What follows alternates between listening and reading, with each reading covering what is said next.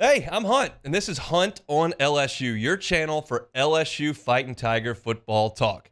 Enjoy the video. We want you to leave a comment below, hit that like button, and subscribe right below the video. Enjoy. Game week for the LSU Tigers, LSU and SC from Vegas, Sunday evening here in Baton Rouge, afternoon out there in the desert. Glen West covers the Tigers for 24/7. He's with us every single Tuesday, joins us now. Glenn, how we doing? Doing well, Hunt. Glad to be back for another game week. It's been too long It has since been an too LSU long. game Been week. since, man, I guess it was right before the regional out in Chapel Hill, the last time we actually had something to preview here. So let's get Yeah. into it. Is there a specific thing you can point to as to why LSU has lost the last two openers, something that they can address, or is that just a different team and different season? Yeah, I mean, it's just there's so many different components to this team in the previous two. I mean, you don't have Jaden Daniels anymore, no more Malik Neighbors, no more Brian Thomas, no more, Mason Smith, and a lot of these guys that played in those previous two openers. I would say probably the thing that you can point to the last couple openers is just the mindset. I mean, like the first year was just trying to figure out just who was even going to be on the field and kind of roles and all that. We just didn't really know what to expect that first year. And last year it was just a team that was, just flat out not ready to play. And they got beat up pretty good in that second half in particular, and just were not executing very well. So I do think, one of the things that I took from Brian Kelly's comments yesterday is the mindset deal should not be a part, should not be a factor into this opener. We'll I think I'll probably reserve judgment on that until Sunday, until we get to see them play for four quarters. But I do think just, based off of the offseason they've had and just some of the, leadership that they have on this team, you would hope that that wouldn't be a problem, that this team should be pretty well prepared to play this game on Sunday. All right, I know one position group is going to be tested on Sunday. That's without question the defensive backs. Lincoln Riley's going to sit back, and they're going to throw it a good bit. Personnel-wise, who do you expect to be the first two corners out there on the field based on your information to this point and what we've seen at practice? Yeah, I mean, I would say probably Ashton Stance would be one of your corners on the outside, and then the other one, if he's healthy and if he's ready to play, would be Sage Ryan. That those two were pretty much the consistent first team cornerbacks in game throughout the entire fall. They rotated J.K. Johnson in quite a bit. They rotated P.J. Woodland in. They rotated Jair Brown towards the end of camp with the first team. So I would say maybe those are your top five in terms of rotation that we could see. But in terms of the first two guys out there, if they're healthy, I would say Ashton Stamps and Sage Ryan. We did not see Sage Ryan last week in the last media practice that was open, but he wasn't on the injury report on Monday from Brian Kelly. So I would imagine that he plays and that he gets the start at corner. Corey Raymond likes to play man. I don't have as much of a scouting report on Blake Baker, and he's the one who ultimately makes that decision. But how do you think LSU's corners and safeties approach this Lincoln Riley passing attack?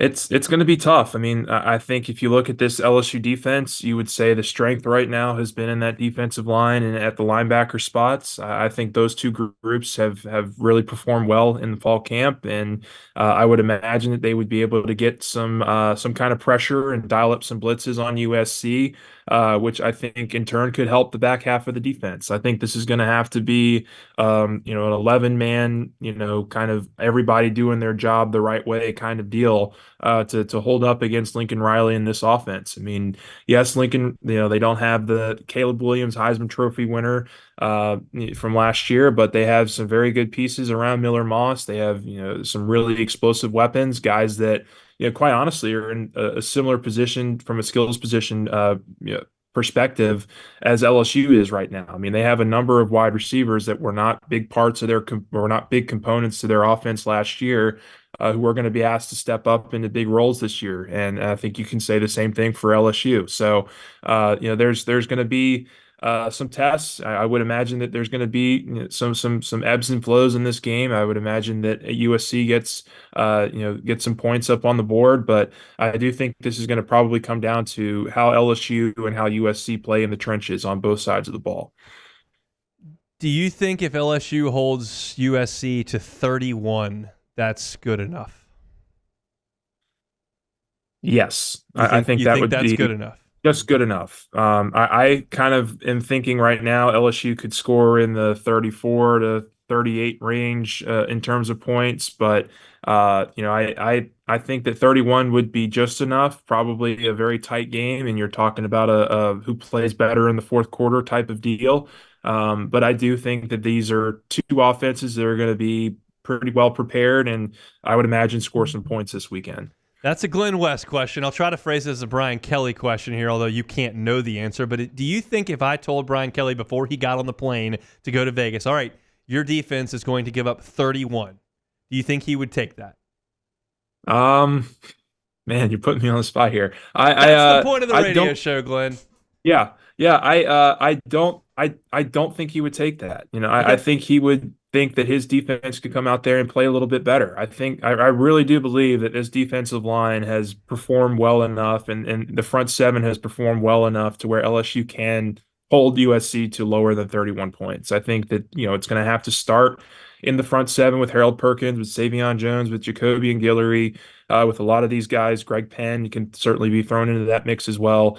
Getting pressure and dialing up blitzes. I think has spent the last couple weeks, working on this game plan, and I think that the way that these players have responded to this coaching staff, I would think that they go out and they play with, for lack of a better term, with their heads cut off, and they go out there and they play physical and aggressive, and yeah, that'll lead to some points for USC for sure. But I also think it'll provide some opportunities to make plays throughout the entire game for LSU's defensive backs and this entire defense.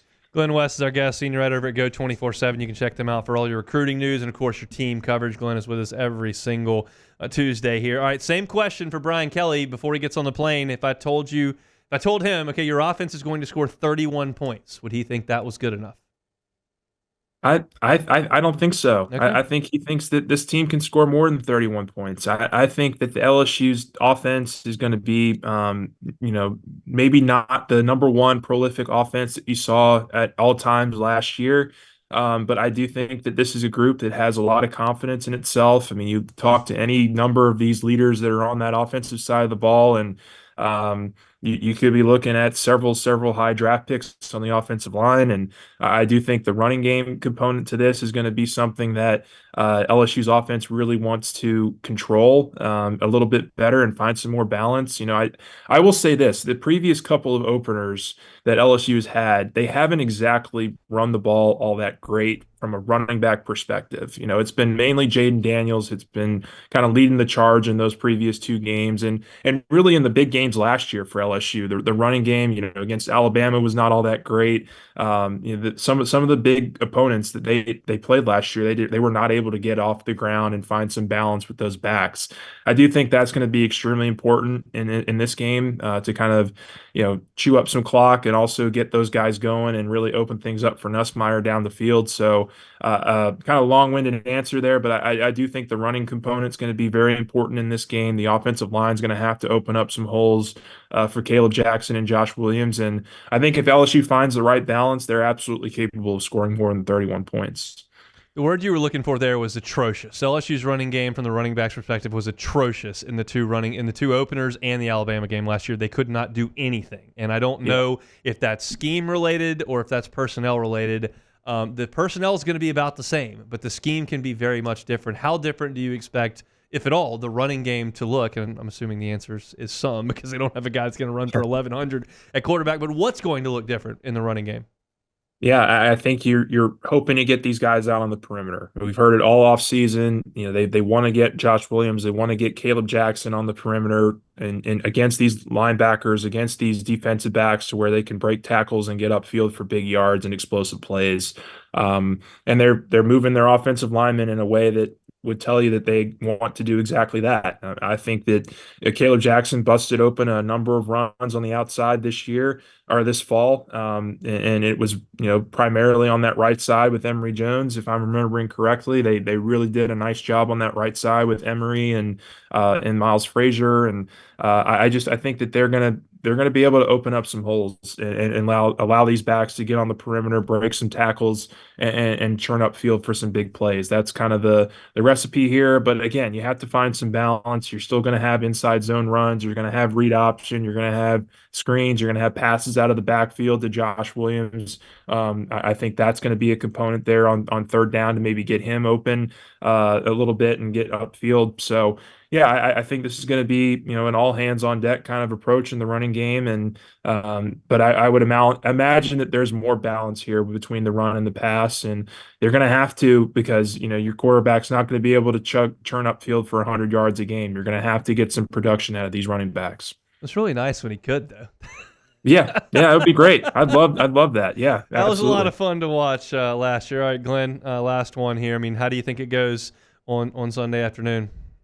Yeah, my early prediction is in already. I think I got LSU winning this game in the ballpark of 34-27, 34-31. Kind of in that. I don't know that they cover the entire spread there in terms of the what the points are. I believe it's at -4.5 right now. That is about right to me. I think they could win by a few more or lose or win by a few less. So I got LSU winning this game in a pretty, I would say, tight game. Imagine it comes down to the fourth quarter and some big plays need to be made. And I think LSU's offense and offensive line and Garrett Nussmeier are going to be up for the task. So that would be my early prediction here. I know there's big recruiting stuff coming up, and you'll be all over the team coverage as well. Tell everybody where they can find it all. Yeah, we're locked and loaded at Go 24/7. Got some deals coming up here in the near future to kind of lock in and get ready for the start of the season. But yeah, some big recruiting news coming at the end of the week. You got a 5-star wide receiver in Jamie French is committing at the end of this month, and certainly some more decisions down the pike. So make sure you guys are tuned in with us, and we'll do our best to give you guys all the information as we're hearing it. So I appreciate you guys having us on every week, Hunt. We appreciate you coming on. Well, hey, first time since 2013, I'll be at player interviews tonight. Very much looking forward. All right, good deal. Good deal. Well, you're a writer now. You've got to show up to them. You're a writer now. I will be there. See you tonight, Glenn. Thanks, man. All right. He's Glen West, senior writer, Go 24/7. I have not been to player interviews since 2013 when I left the LSU beat. Now I gotta show up. I'm looking forward to it. It'll give me some more content for this, and certainly content for LouisianaSports.net. So fired up to get back out there this evening when the players wrap up practice and kind of get a firsthand account. Like, I've been leaning on Glenn and Sharif and Luke and Preston and a lot of the guys like Koki during baseball season and Matthew Bruni during basketball season. All those guys who cover the team, Wilson Alexander, day-to-day, to kind of get the sense of how the team feels in a person-to-person interview. I just read stuff and watch on YouTube, but now I'll get a chance to go actually ask some questions. So I'm very much looking forward to that. Hey, thanks for watching Hunt on LSU. Before you get out of here, do us a couple of favors. Hit that like button, leave your comments below, and subscribe to the channel for all your Fighting Tiger football talk. See you next time.